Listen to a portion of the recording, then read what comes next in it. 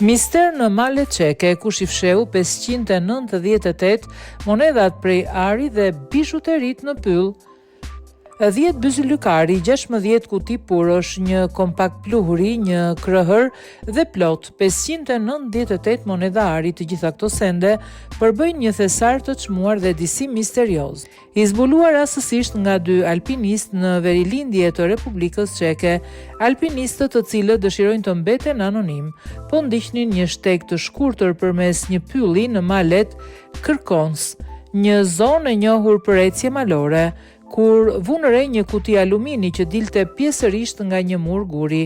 Pasi e hapën dhe zbuluan përmbajtjen, ata e dorëzuan menjëherë në Muzeun e Bohemisë Lindore në qytetin e afërt Hradec Kralov, midis Miroslav Novak, shefi departamentit arkeologjik në muze.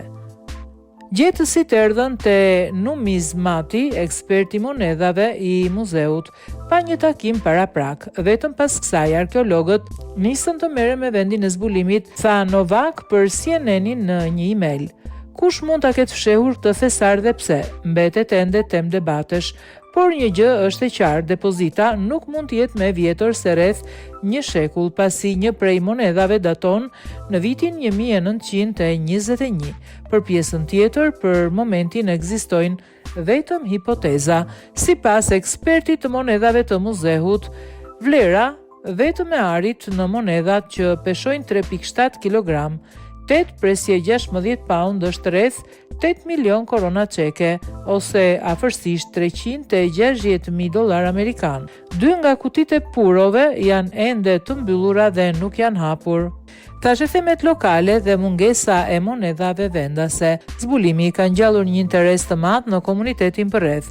Muzeu ka pranuar një numër të madh telefonash nga njerëz që ndajnë tashetheme lokale të cilët mund të ndihmojnë në zbardhjen e origjinës së këtij thesari. Një detaj i çuditshëm është mungesa totale e monedhave vendase në këtë përzierje. Gjysma e tyre janë me origjinë ballkanike dhe gjysma tjetër me origjinë franceze, shpjegon Novak. Monedhat gjermane dhe të Europës qendrore mungojnë krejtësisht. Kjo është veçanërisht interesante duke pasur parasysh se gjetja ndodhet në një ish kufi etnik mes popullsisë çeke dhe asaj gjermane. Ndër teoritë e përfolura, një sugjeron se thesari përkiste një familje të pasur nga zona si familja Zverc-Spork, pronar të kompleksit barok Kurks pran lumit Teba. Një tjetër teori propozon që thesari mund të jetë plaçk lufte e legionarëve çekoslovak. Një gjetje rrallë. Gjetje të tilla janë të rralla në këtë zonë, thekson Novak. Rreth 9 kilometra më në jug u gjet një thesar prej 2 presje 700 monedha argjendi nga shekulli 12, 10 vjet më parë. Shumë banor larguan nga kjo zonë gjatë shekullit të 20, ndaj ka shumë ferma të braktisura. Sipas Bradley, përbërja e këtij thesari është veçanërisht e pazakontë. Zakonisht, gjetjet çeke nga shekulli 20 përmbajnë kryesisht monedha gjermane dhe çekoslovake.